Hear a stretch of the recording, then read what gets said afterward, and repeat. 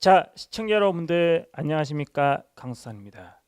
여러분들 제 말 잘 들어보고 한번 고민할 부분이 있어요. 뭐냐면은 정치 권력 싸움에 수많은 정치인들이 칼 들고 아니면은 맞짱 있잖아. 돌덩이 들고 서로 막 던져대고 어떨 때는 대포도 싸고 아니 실제로 이재명은 저쪽 부산 내려갔다가 칼빵 맞았잖아. 이재명은 한동훈은 거기에 비하면은 이재명이 인생을 살아오면서 겪었던 것에 비하면은 어떤 풍부성, 어, 아니면 여러 가지 다양한 것들을 보면은 한동훈 저 밑에 있습니다. 그런데 한동훈이 이제 슬슬 움직이려 그러니까 움직일 때 누굴 대상으로 해서 들어갈 것 같아요. 여러분들이 한동훈이라 생각해봐. 나 이번에 당대표 이쪽에 생각이 있고 이 당대표에 대해서 되려면은 뭐부터 할 것 같아? 여러분 잘 생각해봐요.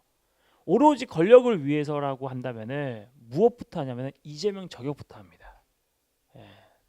이재명이 대통령 되더라도 헌법 제 84조에 의해서 대통령 임기 내에서 만약에 금고 이상의 형이 확정이 돼버리면은 대통령 내려앉고 다시 우리 대선해야 된다. 그런 얘기하고 있어. 이재명이 대북 송금과 관련해서 이화영 평화부지사 있죠. 이재명이 경기도지사 할 때 이화영이 경기도의 평화부지사라고 있어요 밑에. 그때 대북 송금 800만 달러를 해줬다고 대략 한 100억 정도 되거든요. 그것도 이재명의 방북 사례비로 이미 썼다.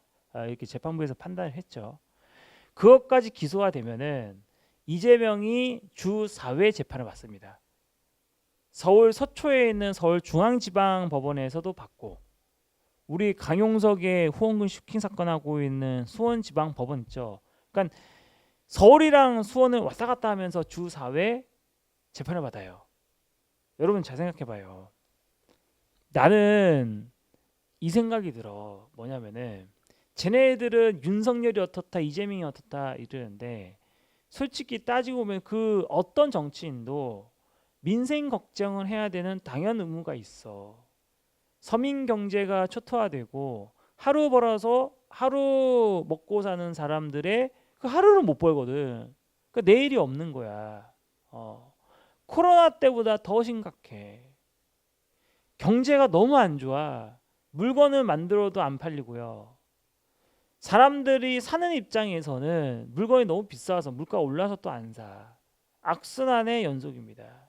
그런데 우파 좌파 정치인들은 서로 으르렁대면서 물어제끼기에 바쁩니다. 그나마 이재명은 자신이 주사의 재판을 받고 있더라도 국민과 국민에 의해서 어떤 경제적인 특히 이제 서민에 대한 거에 대해서 말을 많이 해요. 그 반면에 윤석열 한동훈은 오로지 권력 다툼만 합니다. 한동훈 입장에서는 저 이재명은 쟤네들만 이재명만 그냥 해버리면은 다 끝난다라고 생각하면은 저절로 자기가 대통령 된다. 당권은 자기가 할 수 있는 국민의힘 당대표도 된다. 이 생각하는데 민심이 그렇게 호락호락하지 않아요. 왜 그러냐? 이재명이 대통령이 돼도 당선 무효형을 받으면은 직무 수행을 할 수 없기 때문에 다시 대통령을 해야 되는 거 아니냐 이런 얘기하는데 한동훈 너가 이재명에 대해서 공격하면서 자신의 얼굴을 드러내면서 보수를 단인 뭐 화합을 만든다 그렇게 생각하지만은 우리는 거기에 관심이 없어. 그럼 뭐가 있냐?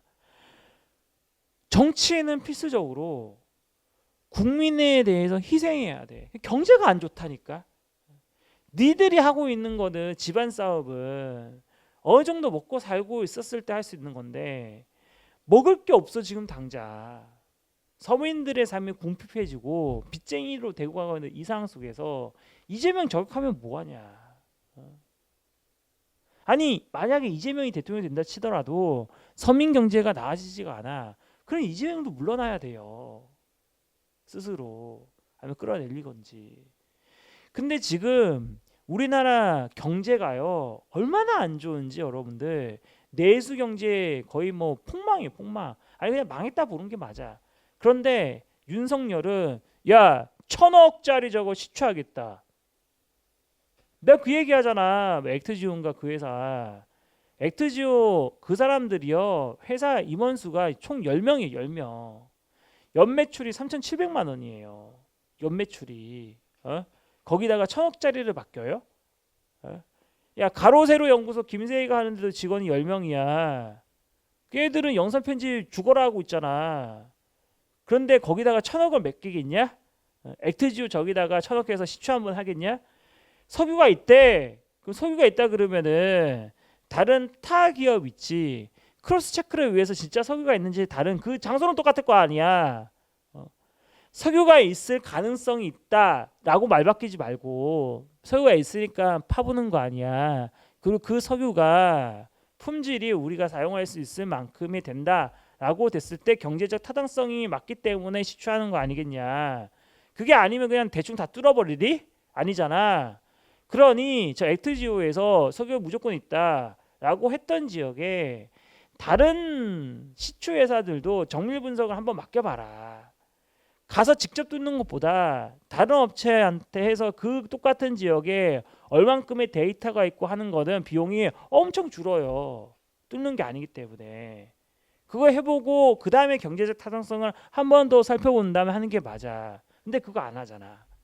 오로지 그냥 무조건 한 5번 뚫으면 나온다. 확률 20%다. 그 확률 20%에 대한 근거를 공정하게 보여줘야 되는 게 나는 상식이라고 봐요.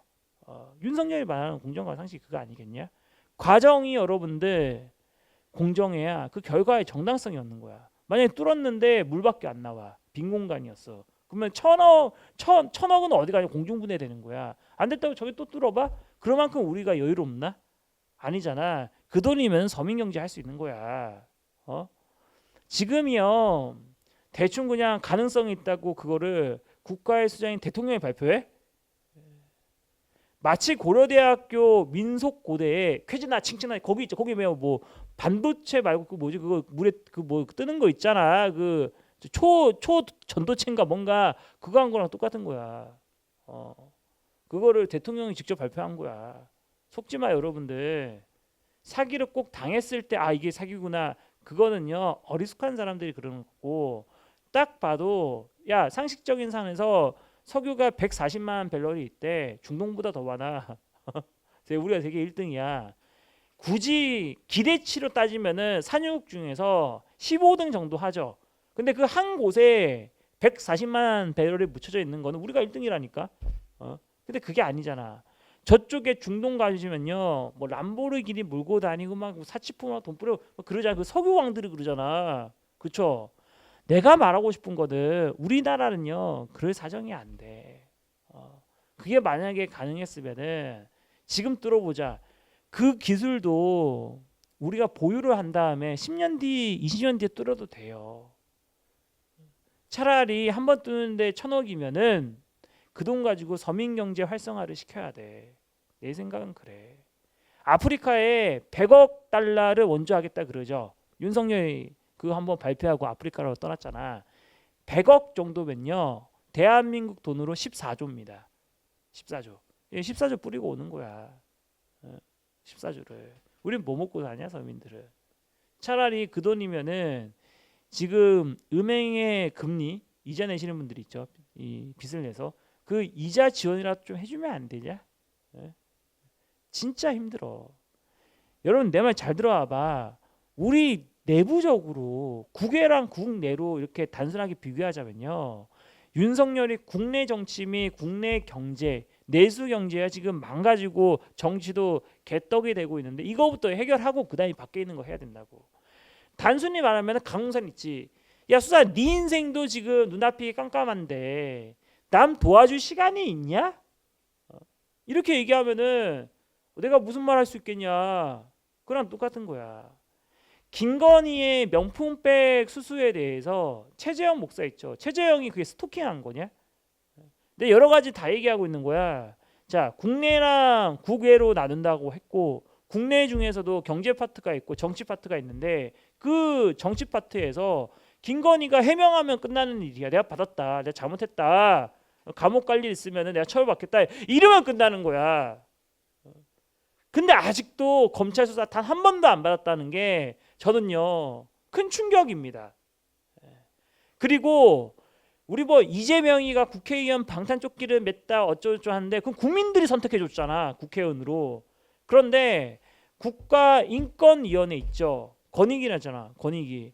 거기서 그건 국가기관이 어떻게 김건희의 방탄조끼 역할을 하냐 이거야.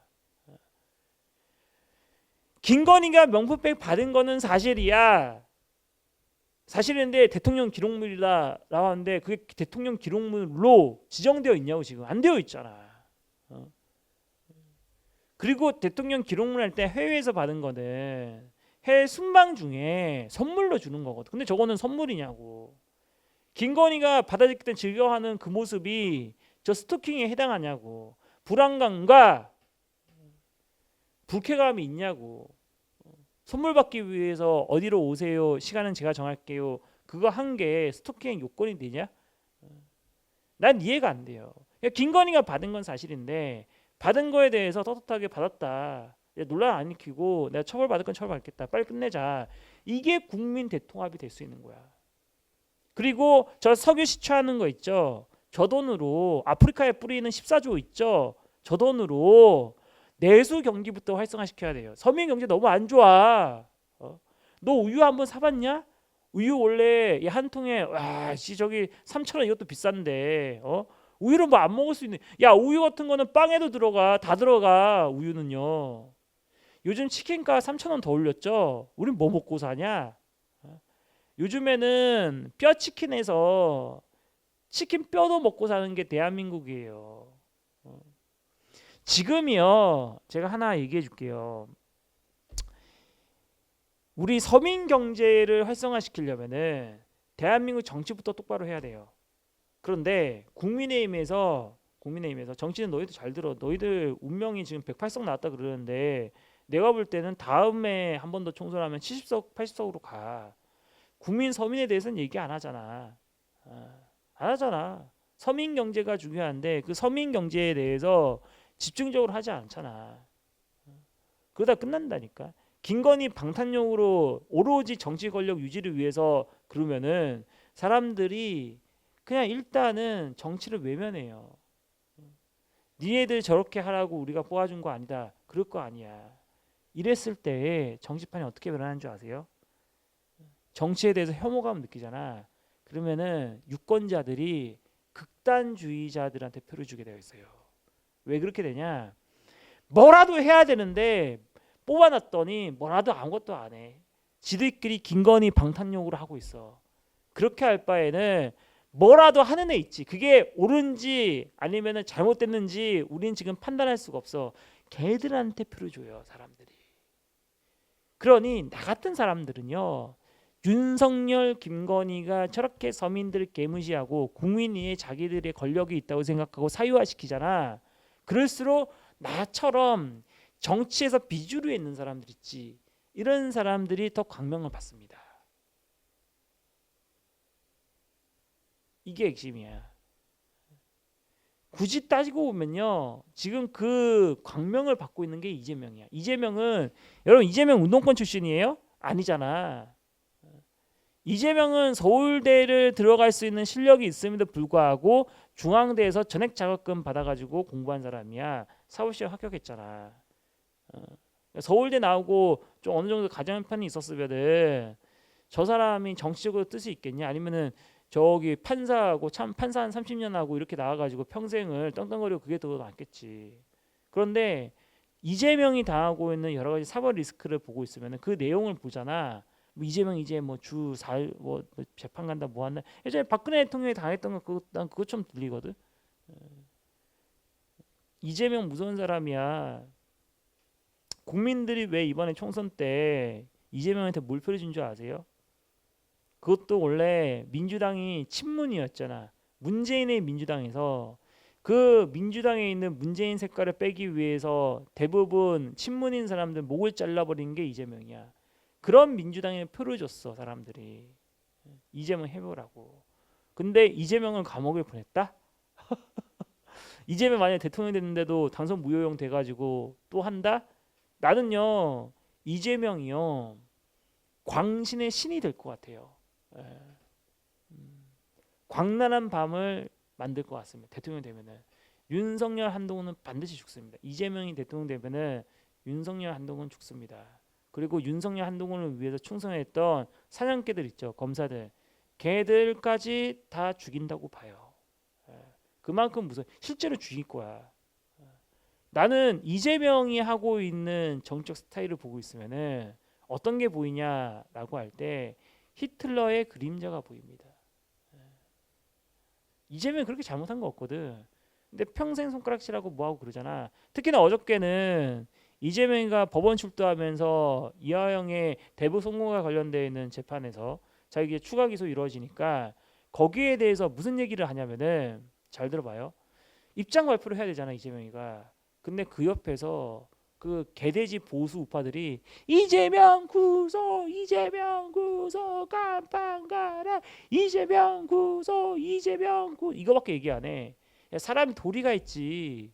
그 시간에는 마이크가 들어오고 옆에서 아나운서 출신들이 옆에서 하고 카메라 정면을 하고 있는데 이재명한테 발언권을 줘야 될 거 아니야. 이재명한테. 소란을 피우거나 도발적인 발언해가지고 거기에 네 목소리가 거기 들어가면은 그게 보수 전체가 야 쟤네들은 원래 개돼지였구나. 최소한은 저 사람이 싫고 저 사람이 찍어내려야 되는 당사자라고 생각한다고 하면은 내가 얘기하잖아요. 이재명이 발언할 때만큼은 뭐라 얘기하면 안 돼. 조용히 있어야 돼. 그게 매너야.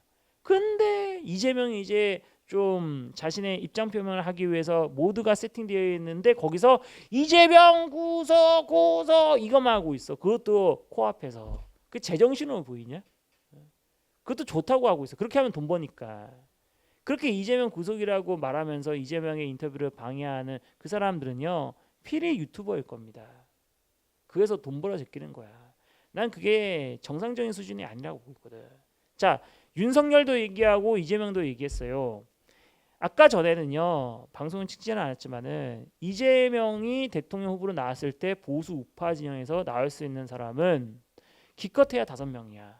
그 5명에서 이준석은 아까 설명한 것처럼 안 된다고 했고 한동훈 나와봤자 발리고 오세훈 나와봤자 좀 가능성이 있지만 오세훈은 서울시장에서 던져야 되기 때문에 그런 위험 요소가 있고 나경원은 그 앞에 있는 3사람이 다 사라져야 나경원한테 기어오고 윤상현은 이번에 원내대표 정도까지는 할 수 있을 그거가 되지 당대표까지는 안 된다. 이런 입장입니다. 제가 바라보고 있는 정치판은요. 이재명을 능가할 수 있는 보수 우파의 가장 강력한 정치 리더 있죠. 지도자. 이런 사람이 안 보여. 그 이재명이 대통령이야. 근데 누구나 이재명이 대통령 된다는 것을 보고 있는데 나도 정치 논평하는 사람 입장에서 이재명 대통령 보고 있다. 그게 이재명 지지하는 거냐? 어처구니가 없어서. 이재명이 대통령 되면은 난 얘기해요. 이재명이 대통령 되면요. 윤석열 한동훈은 반드시 죽입니다. 이재명 그런 사람이야. 그러니까 한동훈이가 급하니까 이제 튀어나오는 건데 한동훈이 당대표 되는 게 지난 총선에서 이재명 이기는 것보다 더 어려워. 이번 경선이. 총선 때에는 적이 명확하잖아. 저 더불어민주당 누구. 근데 경선은 내 옆에 있는 아군이랑 싸워야 돼. 앞에서는 웃고 있지만 뒤에서는 칼질하는 사람들이야. 그리고 정치의 도사들이야. 수많은 경선에서 그 경험을 했던 사람들이 네 링에 올라와서 너랑 경쟁하게 있다고. 앞에서는 웃고 있겠지. 그게 정치인들의 삶이야. 그런데 나는 좌우를 막론하고 정치인들이 국민의 서민 경제에 대해서 더 신경 써야 된다. 괜히 뭐 석유 시추하겠다 하면서 가능성 있다. 아니 석유가 실제로 시추해서 나온 다음에 품질이 딱 돼서 이제 우리가 산유기입니다. 이거를 긴급 기자회견하면 몰라. 그 가능성이 있다고 하는데 그 가능성을 살펴보면 액티지오라는 회사가 회사원이 구성원이 10명도 안 되고 연매출이 3,700만 원밖에 안 돼. 1억도 안 돼요. 3,700만 원이야. 그런 게 거기서 발표하는 거 보고 거기다가 우리 뚫어봐야 된다. 이게 제정신이냐? 우리가 혈세가 그딴 식으로 쓰인다는 거는 저는 분노합니다. 우리가 낸 세금을 제대로 하더라도 그런 얘기하잖아. 허경영 그 얘기하잖아.